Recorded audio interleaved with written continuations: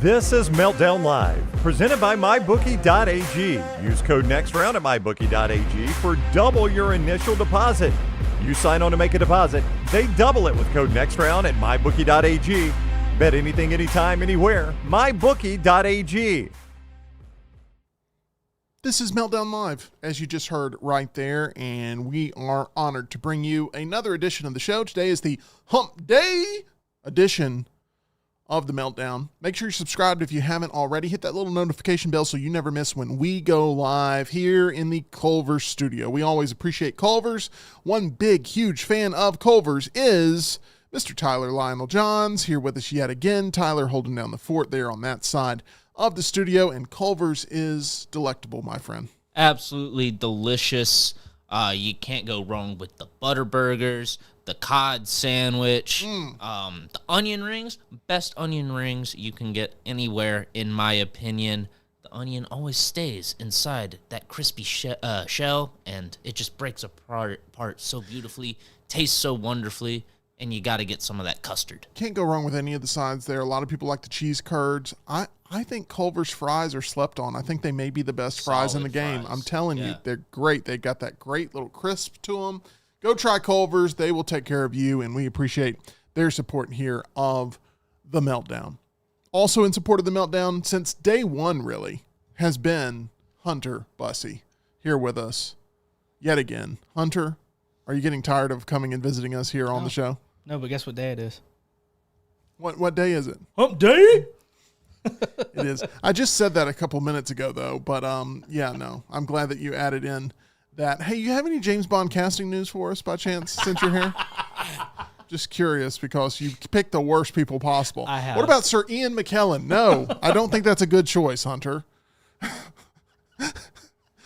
I haven't heard anything else, but I think that's gone pretty quiet. I think I could give you 100 picks and you would not end up picking the next James Bond. I did see that.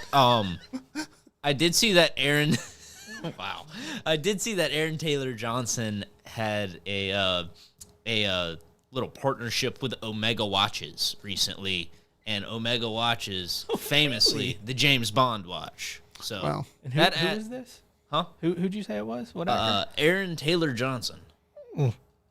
That's one of my picks. Well, I mean, you have 3 dozen. I mean, yeah, okay. That was also the guy that's at this point, Hunter's pick on James Bond is like those Twitter accounts that people think predict the future, and it turns out they just posted like 1,000 tweets and then deleted all the wrong ones. That is correct. No, when the James Bond news does break, though, I feel like I will hear it first from Hunter, and I won't trust it at first. No. But the new video game looks pretty good. It does. I'm excited. First Light, isn't that what it's called? Yeah, 007 First Light. It's an origin story. Yeah, I'm pretty sure the guy that's voicing him was in Dexter, right? I mean, to the voice or the motion capture, like the face looks just like one of the main characters in that. I could be mistaken, though. But it looks great. It's made by the same studio that did the Hitman games, so I'm excited. Did y'all see Lashif is a character, a downloadable character in the Hitman games? You can play poker. You can go to a table and play poker against Lashif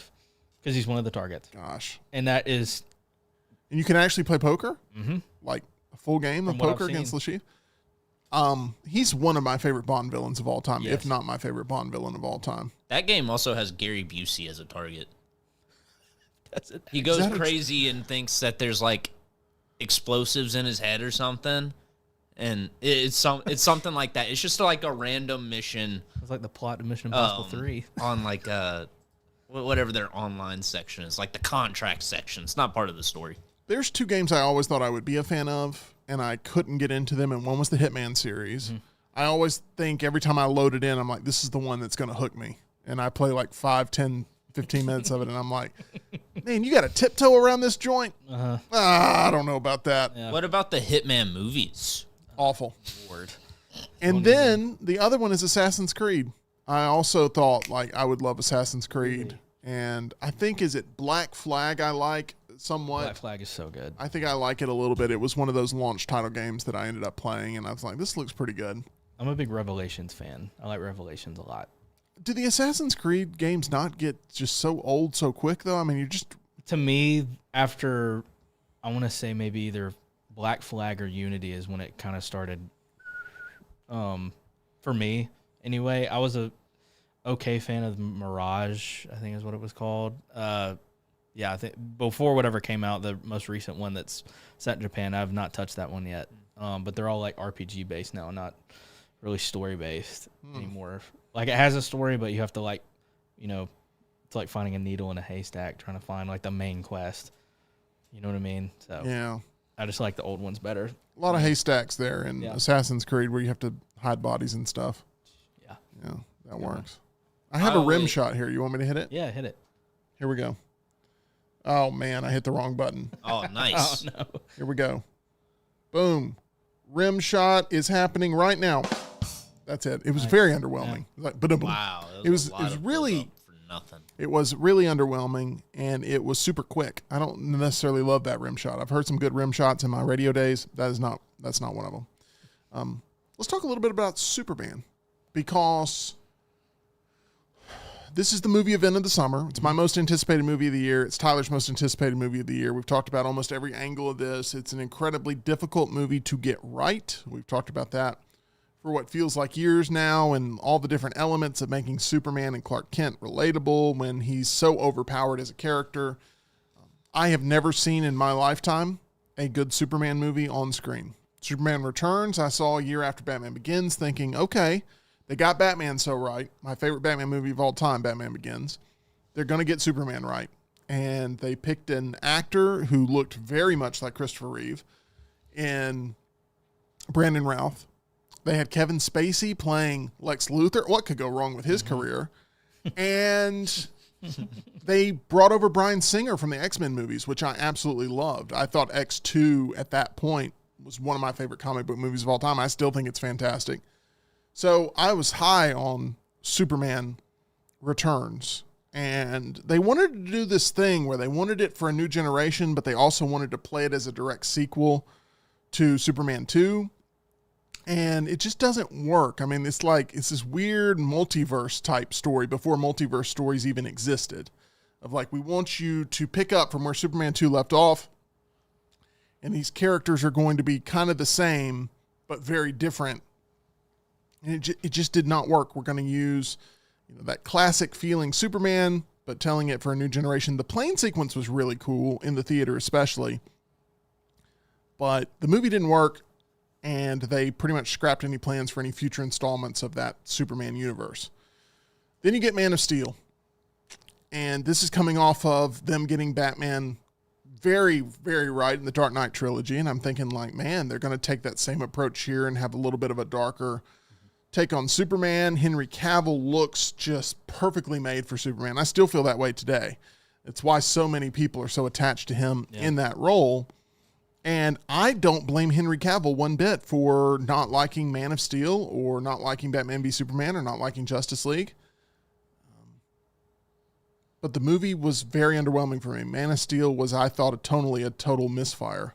And I walked out so upset and so frustrated that I'd yet again been burned by another Superman movie.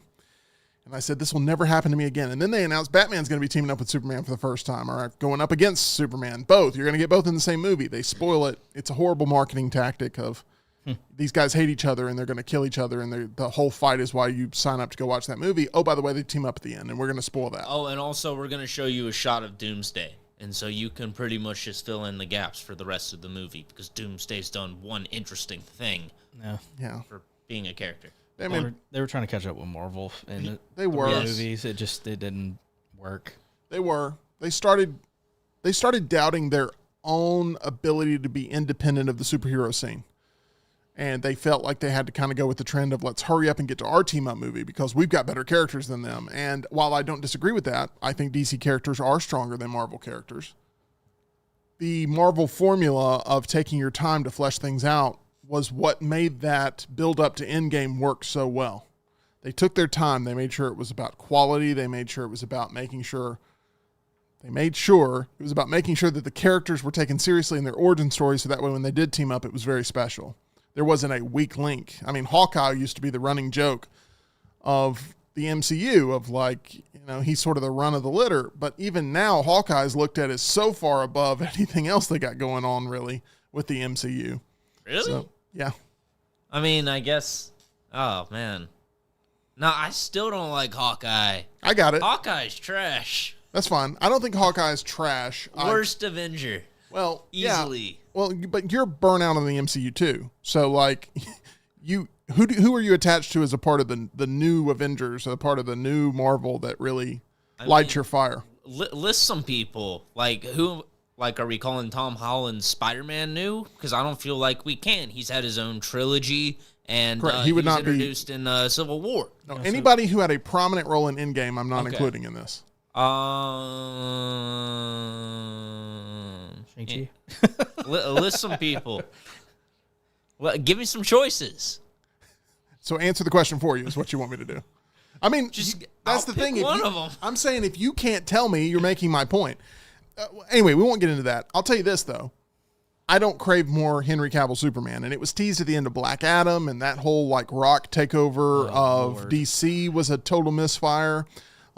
The Flash, right? They even bring back Christopher Reeve's Superman in The Flash, which doesn't, it just looks jarringly unlifelike. And I don't know how they made that. That looked bad. That whole, they brought back, George Clooney's Batman. They brought back Adam West's Batman in there. Every DC character in the world, they decided we're going to splash this in because they still didn't get the memo that we don't want them to try to catch up to Marvel. And this was their endgame moment in The Flash, where they were going to have every DC character of all time, like in this montage sequence where you're like, oh my gosh, this is blowing my mind. We're going to have Nicolas Cage's Superman? Are you kidding me? They were trying to do the multiverse before. Think about this. Loki season 2. More recently, we've had a Nicolas Cage Superman than a Henry Cavill Superman. Let's think about that for a second, cinematically. That's kind of crazy, right? But anyway, the point I'm getting to is this. This is supposed to be a wipe the slate clean, fresh look at Superman. And I don't know how much audiences are going to be invested into this new version because we haven't seen the movie, obviously. They unleashed a new trailer today. I kind of don't want to watch it because I'm going to go see the movie. I've already booked my ticket. A lot of people have. They had the Prime tickets that went up for sale where you get to watch the movie 2 days earlier if you're an Amazon Prime member and you want to pay for that experience. I'm an AMC A-list guy, and I don't see a lot of added benefit to seeing it a day and a half early. So I'm going to be seeing it there on that Thursday, that opening Thursday. And it's still my most anticipated movie, but I'm ready for it to just go ahead and be here. Like, we've done everything we can to prepare for it. We're now a month away. Tyler, a month from now, when you get seated in that theater, what's going to be going through your thought process before you see the opening images of James Gunn's Superman? Oh, man. My thoughts are going to be, please don't mess this up. Theaters need this movie to do well. Warner Brothers needs this movie to do well. Marvel even needs this movie to do well. Just the entire landscape of filmmaking is somehow hinging on a superhero movie, and it's this one. So they really need to get it right. I'm hoping that Crypto, as much as I'm hyping him up and have been championing him for probably close to a year now. Yeah. I hope that it doesn't feel overdone in the movie to the point where it's annoying. I would like tasteful amounts of Crypto. If that makes sense. I hear you. And I just really want there to be a good human emotional hook to this story.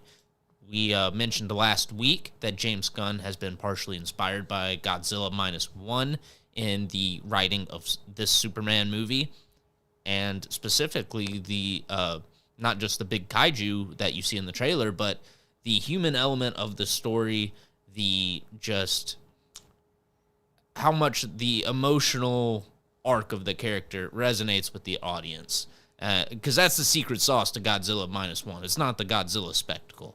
And I think you need that with this movie to make it timeless. I still can't believe that movie won for Best Visual Effects when its entire budget was like, I don't know, a tenth of anybody else's. Like, it was amazing. Like 15 million, right around there, maybe a little less. Insane. But they did fantastic work with it.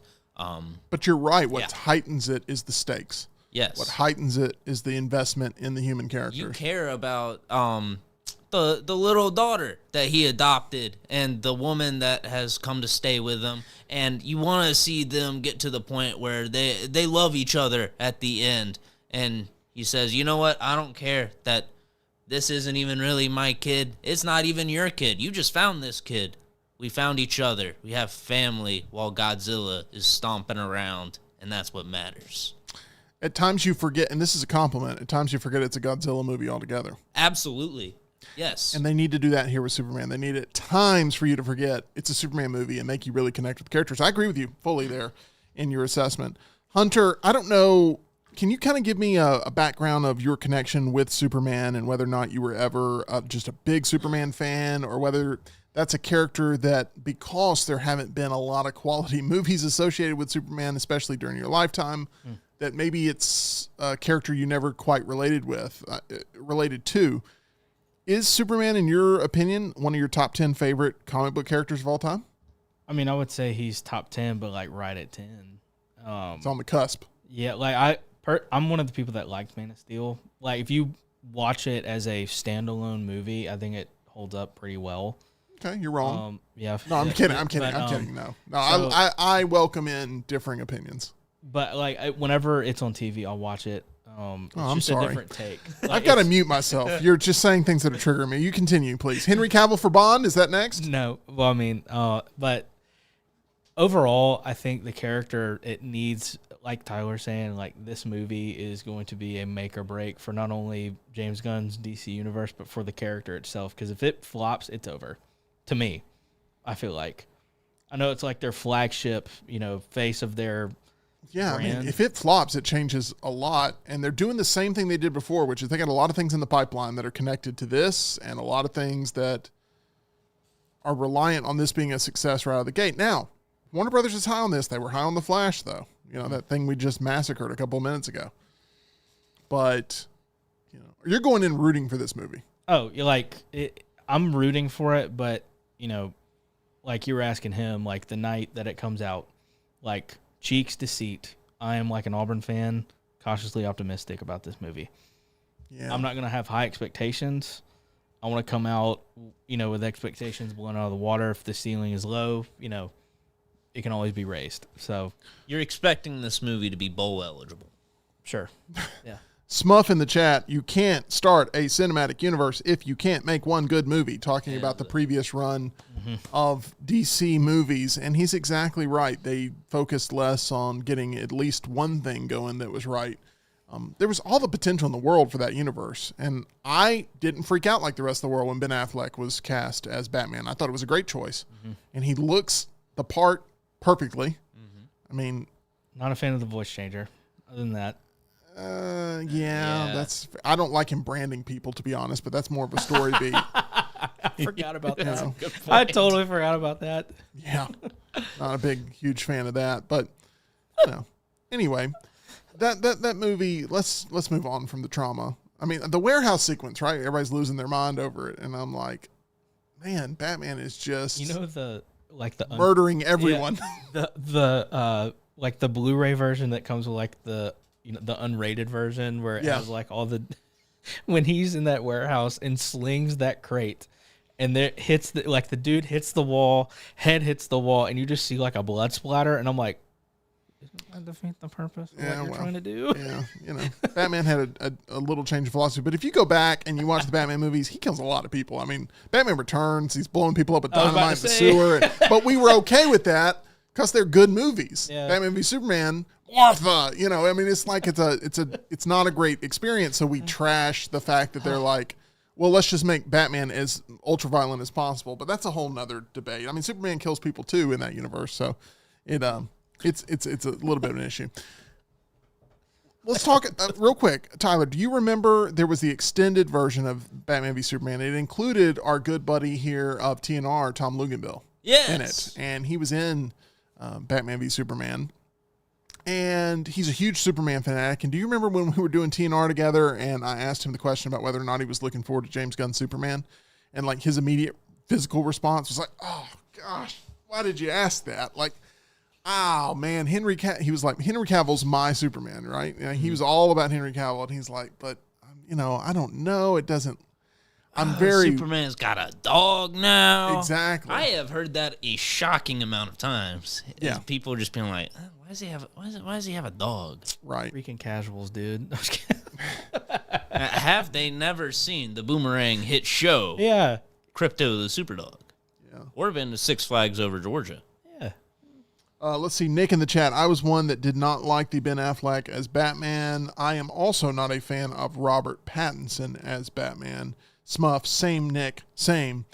I don't know who y'all's perfect version of Batman is. I would love to. That's typically where you start, right? Who is your Batman? Yeah. And let us know from there, and then we can start to have a conversation. For me, it's Michael Keaton. It's always been my favorite version of Batman. I do get some hate in the chat from people who are like, he's so overrated, and his Bruce Wayne sucks, and all this stuff. And I disagree. I think he's the complete package of, if you're looking for that Bruce Wayne sort of recluse, but still having to play into the playboy billionaire look, while also being a jarringly good, while undersized, efficiently brooding Batman. And I just think he's a perfect blend for the character. Pattinson, I really like as Batman. His Bruce Wayne, I'm not there yet on. I'm still trying to get used to his Bruce. It was better for me the second and third and fourth time because he's not putting on a mask as Bruce when a lot of other Batmen do. He's just hurt, and he's like making it clear he's frustrated. He's early in his career as Batman. He hasn't fully learned how to just sort of compartmentalize the two different identities. 100%. Yeah, that's where I'm at too. And I looked more into it, and I've started to feel a little bit better about his Bruce because it just feels like he's immature at this point. Yes. Because he is. And if you watch the movie, he realizes what his symbol is now. Yeah. You know what I mean? It's not vengeance, it's hope. You know what I mean? So I think he'll have a more when I love what you say, I will nod and smile. I know you're not used to it. It has like a I'm really not. For those at home. No, just kidding. Lost my train of thought. Okay. That's the last time I compliment you, Hunter. I'm just letting you know. I was on board with you for a second. But no, I'm looking forward to the Batman 2. I hope it eventually happens. And I don't know who's going to be directing it. I don't know if they're going to have some massive problems with having to delay the production even more. And I don't know if James Gunn's going to go, look, we got this Batman on the shelf in Robert Pattinson, who's, they can't figure out what to do with. I'll just work him into the DCU. I'm not ruling out that's not happening. That doesn't work with what they've stated the storyline for Brave and the Bold will be. Because I know, yeah. If that's going to be Batman as a mentor, you can't have young Robert Pattinson. I've heard James Gunn talk about his timeline of movies that are guaranteed to come out. Brave and Bold has not been one of those lately that he's been talking about. That's all I'm saying. I mean, it wouldn't shock me if they throw him in the universe. You know who was supposed to direct Brave and the Bold? Yeah, I know, Andy Muschietti, and that was... Behind the Flash, which we've dunked on this whole entire time. And I think that may be a Rian Johnson Star Wars trilogy sort of thing, where they announced it before the Flash hit. Yeah. Andy Muschietti's coming in, and he's going to be doing this, and we're super high on him. They announced Rian Johnson's getting his own trilogy before Last Jedi hit. And then all of a sudden, where's that trilogy we were promised? I'm not 100% certain that Andy Muschietti's going to end up directing Brave and the Bold, or that there's going to be a Brave and the Bold. If they end up figuring out from this Superman experience that they need to lean more into the grounded universe that they're getting acclaim for that Penguin series that we thought was a 5 out of 5, for a Batman universe that is dark, gritty, grounded. I don't know how they're going to interweave all of this. They're going to have a Brave and the Bold or Brave and the Bold-esque story, though, because James Gunn has also mentioned that Teen Titans is going to be coming out. So you have to have Batman as a mentor in some fashion because you've got Robin as a leader of the Teen Titans. Yeah. Superhero plans always change. They always change based on results of the latest thing. It's a knee-jerk thing. How much will they let James Gunn go? I think Teen Titans would be a safe bet, though. I don't disagree. But what we have seen time and time again, and I've pointed this out before, is that audiences tend to not get overexcited about fantastical superhero adventures. They tend to like stuff that's a little bit more grounded in reality, minus what everyone thought was the big risk of the MCU when it came out. Guardians of the Galaxy. And James Gunn was the one that was able to figure out how to tie in the fantastical with the human. And he did it perfectly with Guardians of the Galaxy. And all those people that were chirping said, oh, crap, this defied expectations. Mm-hmm. And they're betting against him again with Superman. A lot of them are. And they're going to realize real soon, potentially, that he's that perfect blend of being able to get all the nerdy sci-fi stuff mixed with what people relate to in their day-to-day lives perfectly. Yeah. Because if you look at that situation just in a vacuum and remove all the other variables, you've got James Gunn and Guardians of the Galaxy taking characters that are not well known at all and weren't particularly beloved either. Yep. It was a weird story that never really did all that well. Correct. And James Gunn says, let me move some of the pieces of the team around.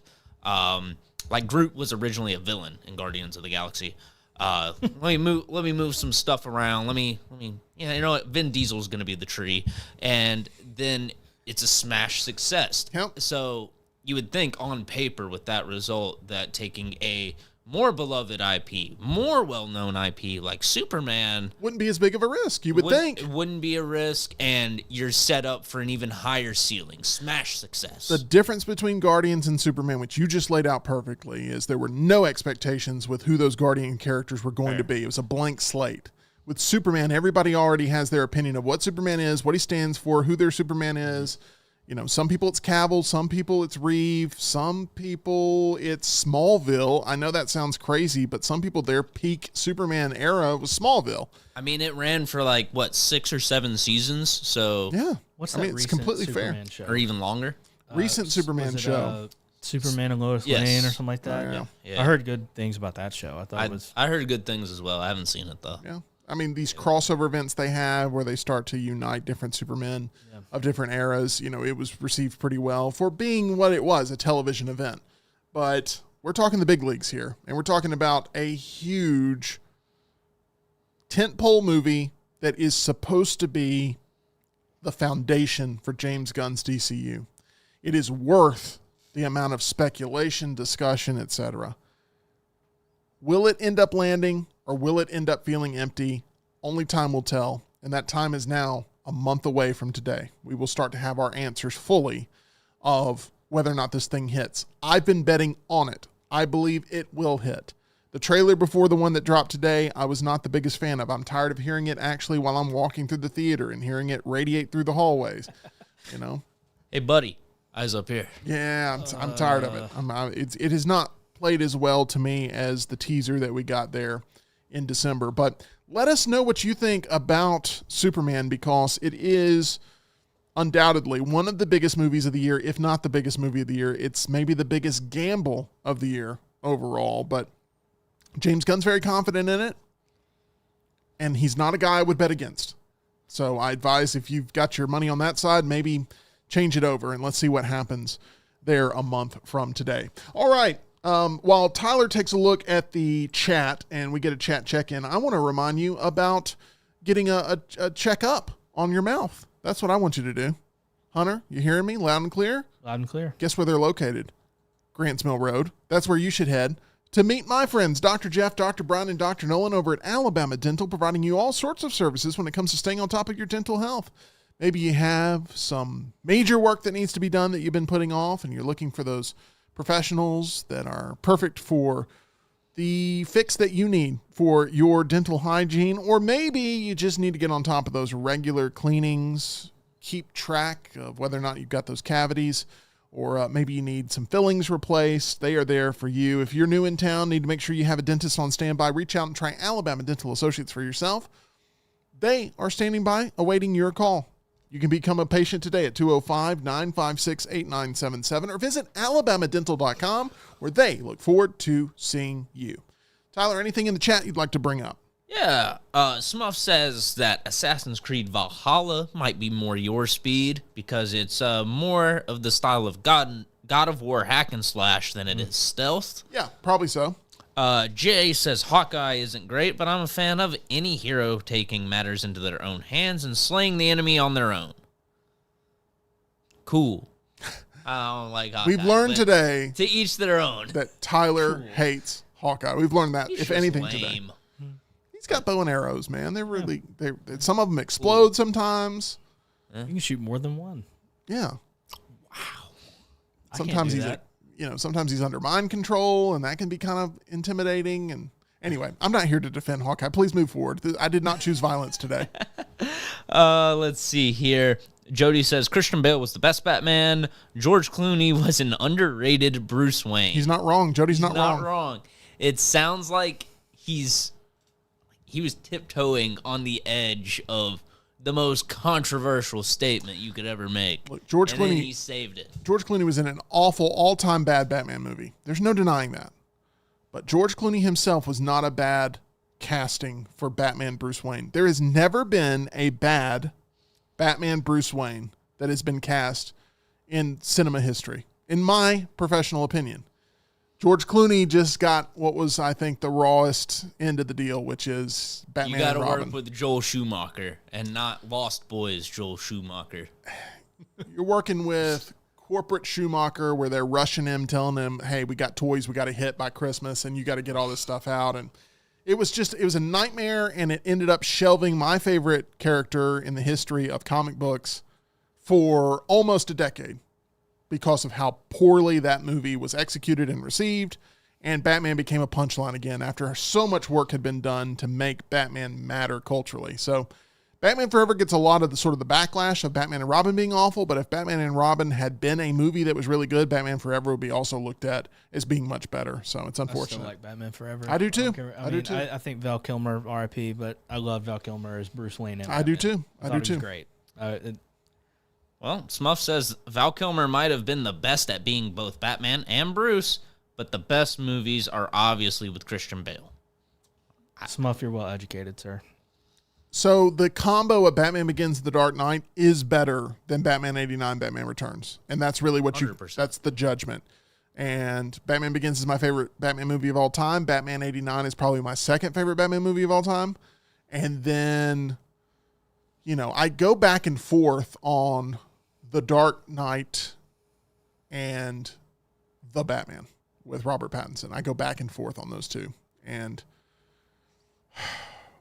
right now, I'm probably more team Dark Knight, but the Batman would be right there in the fourth spot for me currently. They both do a good job of making a grounded political crime drama movie. Excellent crime movies, yes. A buddy of mine back in Auburn, he's like, The Dark Knight is a crime thriller with Batman. Correct. And it's the Godzilla -1 effect of Yeah. you forget it's a Batman movie sometimes. Yeah. Because I can't remember the guy that played Harvey Dent. His name off the top of my head. Aaron It's gone. Eckhart. Yeah, Aaron Eckhart. Perfect casting for Harvey Dent, I thought, in my opinion. I mean, you just talked about Batman Forever. I mean, Tommy Lee Jones wasn't the epitome of getting the complexities of Harvey Dent. No, he wasn't. I was about to say, I read an article about that he thought he was playing the Joker. Well, I think he played it just I think he was like, hey, Nicholson did this. All right, I want to make my kids like me. Mm-hmm. I never make anything that they get excited for. And that was legitimately one of the reasons he wanted to do it, is he wanted to be like the cool dad for a second. And so he said, I'll go do the Batman movie. To me, the only Two-Face part of his Two-Face was the first 5 minutes. When he's having that little monologue with the cop laying on the floor and he's flipping the coin. Yeah, that cop is so annoying. My shoes! My glasses just fell in the acid! It's like, please, What are you going to do? I'm rooting for Batman to fail. I don't know why. I'm in the first 5 minutes. It's like, oh, my hearing aid fell out. It's like, oh, don't take that. It's just, if you know, you know. That character's awful. One of my favorite lines, though, is Tommy Lee Jones is messing with him, and he's talking about diets and stuff. He's like, for you, I can tell it's pizza and beer, or whatever. It's really good. But from what I've heard, the Schumacher cut, the character that gets heightened the most from the Schumacher cut of Batman Forever, which has been screened a couple of times, thank you, Kevin Smith, is Tommy Lee Jones's Two-Face. That's actually the character that improves the most. And I've heard that Val Kilmer's Batman actually improves the least in the Schumacher cut. I don't know how that happens, but I'd have to see it. But there's way more Two-Face, supposedly, in the Schumacher cut that resonates and gives a little bit more edge to the character. So, Did you think Jim Carrey's a good Riddler? For that era of I was obsessed. Yeah. I was obsessed. with Jim Carrey's Riddler. I like how they progressed the green and the question marks throughout the movie. Like it just got more and more and more and more wacky. I dyed my hair that sort of orangish red that he does and did that for Halloween. I was the Riddler. I was Jim Carrey's Riddler. You actually dyed your hair? You didn't get a wig or anything? You just dyed it? Yeah, I dyed it. I was in first grade. So, I mean, it wasn't like it was this dramatic thing, but like for Halloween. The spandex green? Absolutely. With the cane and everything. Really? Oh, man, I was all in on Jim Carrey's Riddler. Yeah. Dude. I was the perfect demo for that movie. I was 6. I probably do have a picture, yeah. Oh, my gosh. Yeah. That's actually hilarious. I was about as tall as Jim Carrey was in real life in first grade, so it worked out perfect. I could pull it off. So yeah, no, I haven't said anything during that because I was just speechless, frankly. I hear you. Anything else from the chat? Let's see here. Guardians might as well have been original content as far as the general public went, and the Guardians movies are comedies more so than any other comic book movies. Yeah, I agree. I don't have anything else to add to that. I just agree. Yeah. You're right there, Smuff. All right, I see Jay's throwing some love at The Dark Knight. I see Jeff is throwing some love at Smallville. And then Nick agrees on the Clooney Batman. So we disagree on the Robert Pattinson Batman, but we agree on the Clooney Batman. Man, what inverted universe is this? No, I appreciate all the takes, all the opinions there. And, Batman has been a very consistent franchise. I actually have a Batman question coming up here in 10 with Tim. As we have 10 questions, I got about 10 minutes or so. Are you guys ready for 10 with Tim? Let's do it. Let's make it happen. First question. Which of the following, Tyler, would be the most entertaining event to attend? A Taylor Swift concert, the Nathan's hot dog eating contest, or a taping of Dr. Phil? Which one would you be more entertained? Taping a Dr. Phil, I think. That's the one you want to go to? Yeah, give me the T. Oh, I thought you meant Taylor Swift for some reason. Give me the T. No, give Dr. me the Phil. drama. I gotcha. I understand. You know what? If EG was here, she'd understand. Cash me outside. How about that? I don't know why I sounded Jamaican. No. I cannot believe that. Which of the following would be the more entertaining event? Taylor Swift concert, Nathan's hot dog eating contest, or taping of Dr. Phil? Taping of Dr. Phil, because you don't know what they're going to have come out that door to seek help. I think this says a lot about Dr. Phil. Yeah, the dude from Bum Fights was on Dr. Phil. I don't know what else to say to that, Tyler. We've been speechless multiple times this episode. Yeah, Dr. Phil accused him of exploiting people in bad situations for money, and then the Bum Fights guy walks out dressed as Dr. Phil. Oh my gosh. Yeah, it's a good clip. Don't know what you're gonna get. I think the Nathan's hot dog eating contest would be the worst one to attend out of all these because you're standing out there in the blazing hot sun. It's 4th of July. It's early in the morning. People have got wet dogs going down their trouts. And that's just the truth. That's the way that works. I'm sorry. I'm not trying to upset you, Hunter. It's just. Are me and you ever going to be able to communicate? I'm just wondering. No, it's just I thought you were going to say something else, and I'm glad it wasn't what I thought it was going to be, so we're good. Get your mind out of the gutter. Joey Chestnut, by the way, is supposedly returning. They're talking about negotiating him coming back after he was banned last year for supporting an all vegan choice of hot dogs. He wanted vegan dogs and not. How dare he? But the Taylor Swift concert, I mean, the lines for the men's bathroom, very short. It's true. So, I mean, there's a benefit there. You can just hide in the bathroom the entire time. Okay, we go to this. Speaking of going to the bathroom, question number 2. Hunter, have you ever been in a dunk tank before? Have you ever been dunked in a dunk tank? Yes, I have. Tell me about that experience. What were people throwing? Baseballs. Yeah, were they successful? Softballs. They were successful? Several times. It was a church event several times. Is it jarring when you make the plunge every time? I mean, like, is it this one in particular, sometimes like it depends on the dunk tank, but you sit on this basically like a thin diving board type of material, and sometimes you'll just slide off of it. Sometimes it'll just straight woof, and you'll just Looney Tunes it into the the pool. You know what I mean? This one was a Looney Tunes-esque board where it just dropped, woof, you know what I mean? So that sounds awful. Oh yeah, but it's an experience. It's unique. Tyler, have you ever been dunked in a dunk tank before? I have not. I don't want to be. That sounds awful. Well, I mean, that's a big tank.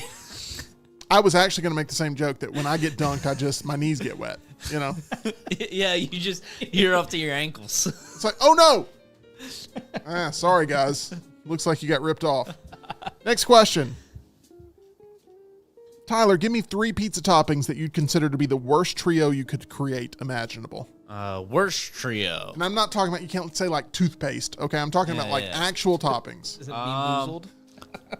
I don't know who orders it, but I imagine anchovies would be pretty bad. That's got to be on there. We can workshop this together if we want.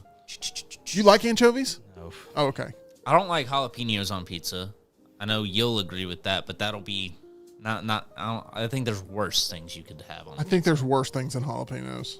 Yeah, me and my dad's philosophy for food, if it's green, it's mean. So I like a big salad bar, so I can't I like a necessarily salad agree bar, with too. that. Okay. It was a running joke when I was younger. Got it. I was not a vegetable goer, obviously. So Okay. VeggieTales wasn't big popular in your household? no. Okay. Man. Give me anchovies. Got that one off the board. Just plain onions. Not Plain onions? Yeah, I don't like onions on my pizza. Okay. All right. I like green peppers, like bell peppers and red bell peppers. Do you like banana peppers? I'll take some banana peppers. So they're fine. You have one topping left to make it the worst possible. Gosh.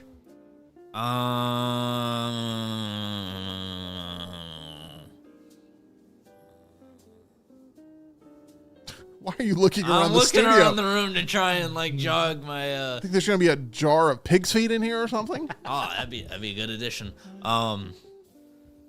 Shoot, I don't know. Pineapple? No, I like pineapple on pizza. Oh, I was trying to avoid bringing it up, I'm Tim. sorry. And you threw me under the bus just now. Considering you can't name a single topping that you would think would be awful, I thought pineapple may be giving you a layup.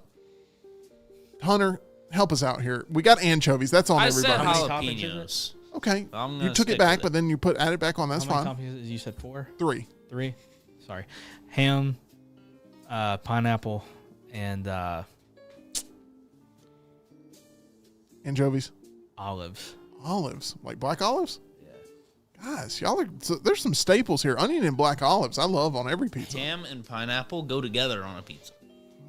Like the supreme pizza, like you know that style of pizza.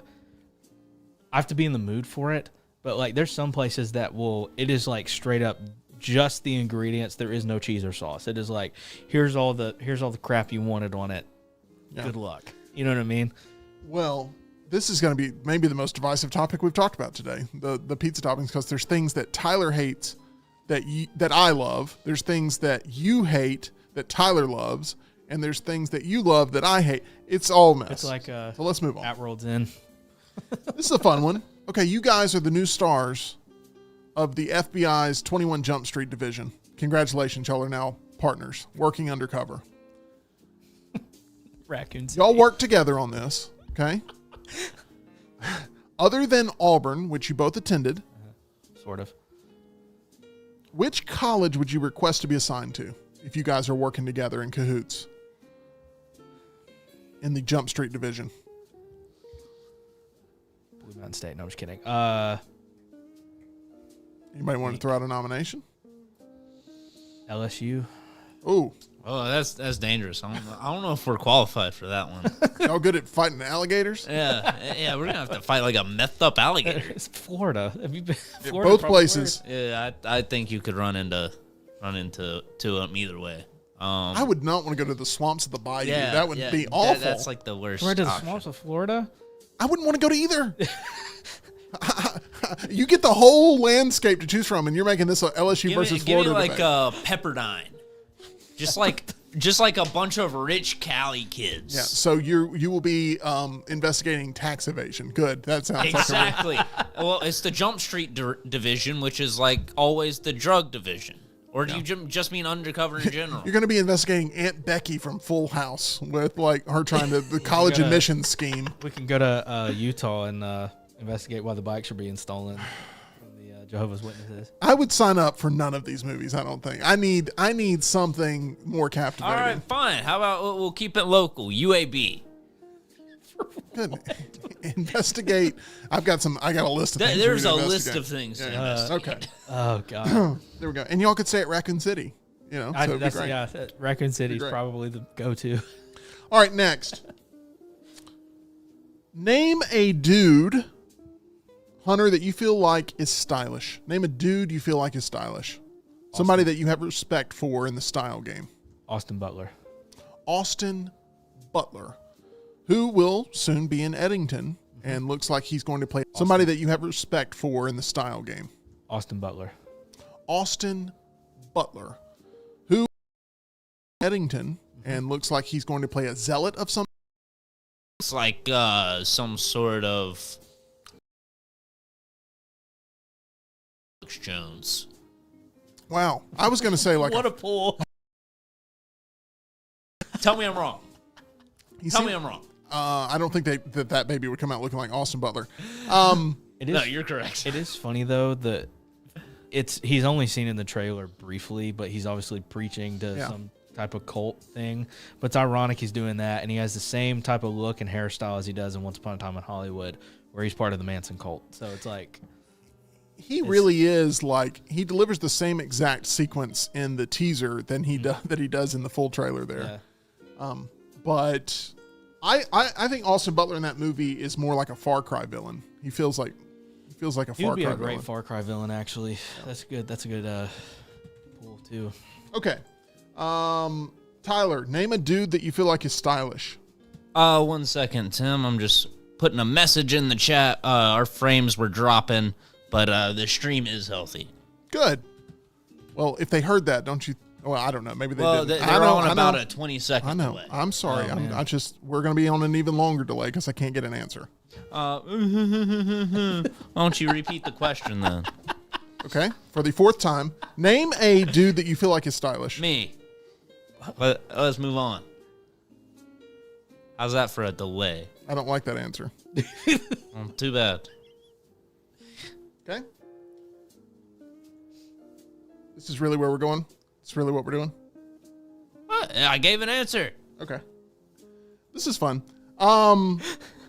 Today is going to be... Make sure the stream stays up. No, you're good. You're good. Let me see if I want to ask 5 more questions.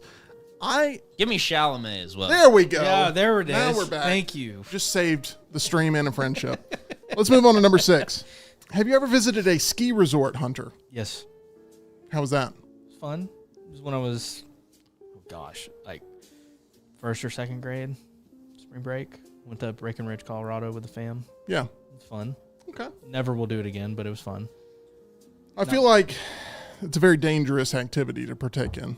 Yeah, my balance skills, like if you go from 0 to 100 of like perfect balance, I'm at a fat 0. There's no balance coming from this guy right here. Yeah, I don't think any of us tumbling down a mountain would be good for our overall physical or emotional health. No. Tyler, have you ever visited a ski resort? I have not. On your bucket list? Potential. Okay. Like I'd go if I had the opportunity, but it's not like something I'm dying to go to. Gotcha. Definitely some future potential though. There's some potential. Okay. Question number 7, Tyler. What is the best sour candy? I'm gonna go with blue raspberry sour punch straws. I like the little like sugar crystals on the outside. Those are tasty. Hunter, what is the best sour candy? And EG will be judging your answer. So, I have like a big 3, if you will. The watermelon Sour Patch Kids.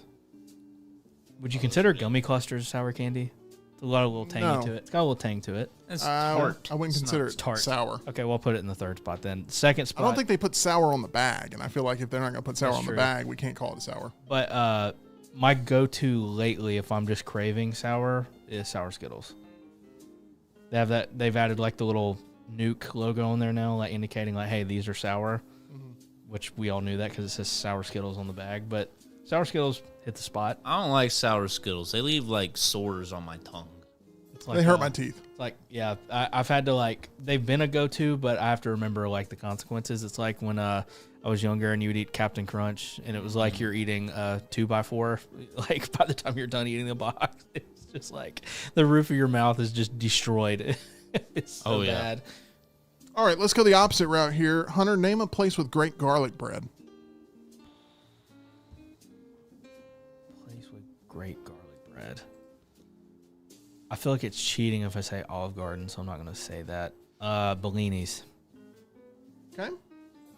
Tyler, who has great garlic bread? I'm going to go with a local place we go to for lunch sometimes. Salvatore's. Salvatore's is a good answer. I am a big fan of Pasquale's garlic bread. If you ever get a chance to go to a Pasquale's, especially the one in Gardendale, big fan of the garlic bread. Question number 9, Tyler, what's a logo that's awful? I'm going to go with pretty much any modern logo that used to be colorful and a little more intricate, and they've just gone more minimalist and just gone with like their just the plain like typed out logo, name of their company. If your company made that change, you worked backwards. It does feel like there's a lot of heartless, soulless logos out there today. Hunter, what's a logo that's awful? So I saw it for the first time actually on TNR yesterday because they were talking about logos for sports teams, like the most iconic ones. And they threw up one for the Montreal, some baseball team in Montreal. Oh, the Expos. Yeah, that is the most plain Jane looking, like I didn't try hard enough looking at, logo I've ever seen. Yeah. It says Montreal with a baseball on it. Like, congrats. You want a cookie for that creation? Like, it's terrible. Awful. I'm with you. I'm with you. God. All right, we move on to question number 10. This is the final one, and it goes along with a topic that we've been talking about today, and that is name an underappreciated Batman villain. Hunter, I'm going to let you go first. Underappreciated Batman. An underappreciated Batman villain. Hush. Let's talk about that for a second. Underappreciated, I'm not sure. Maybe utilized. Underrepresented. Underrepresented. Yeah. But I think the people who have consumed Hush appreciate Hush very much. So I'm not sure if that works. I'm going to circle back around and see if you come up with a better answer. I have my reasons. Oh, tell me your reasons. That's what I want to hear. For those that played the Arkham games. Mm-hmm. Okay. Hush is very prevalent in those games. He's teased in Arkham Asylum. You interact with him, I believe, in Arkham City.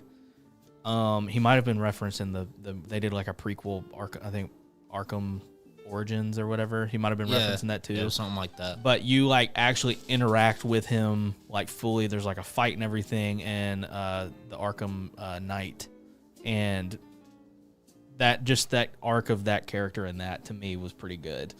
And supposedly they haven't talked about who the villain will be in the next Batman movie if it ever comes out. But if they do Hush for that, I think they would kill it. Very possible. Because it's very grounded and it fits the vibe that they're going for with the Riddler.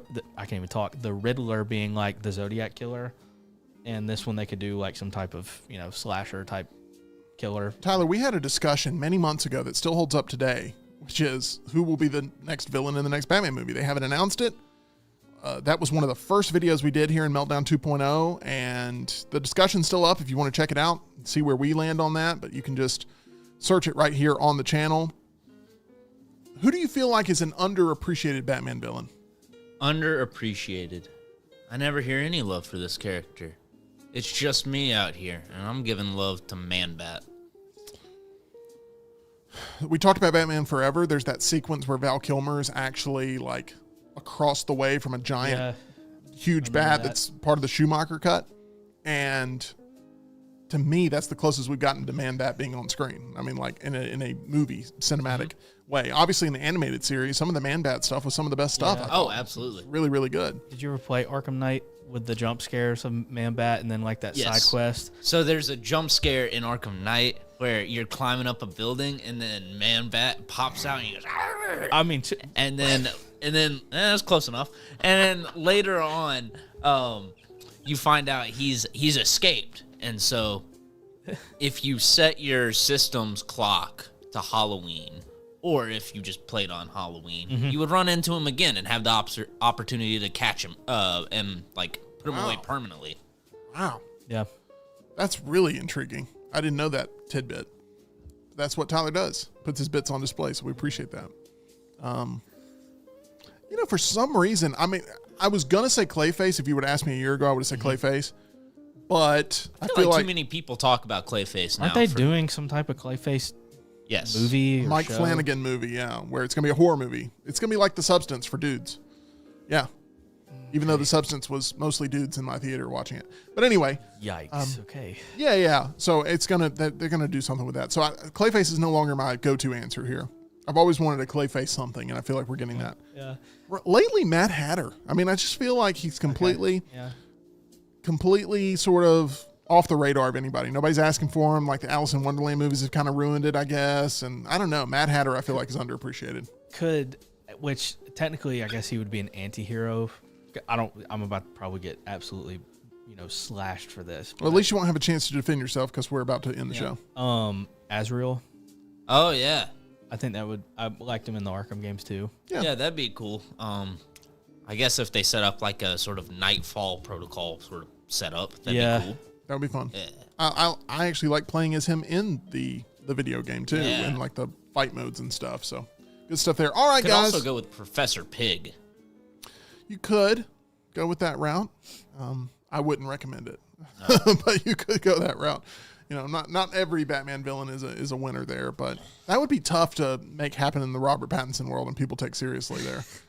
Like, I mean, it's basically like Ed Gein with doll masks. Yeah. say I watched an entire sit down with Colin Farrell and with Danny DeVito where they talk about the Penguin, and they are just talking over each other the entire time. I mean, it is mad chaos because there's no host. It's just them talking, and they are just talking over each other the entire time. And it was energetic, and I loved it. And Variety put it out, actor on actors, and it's great. So check that out if you haven't already. That'll give you some good Batman Penguin vibes for sure.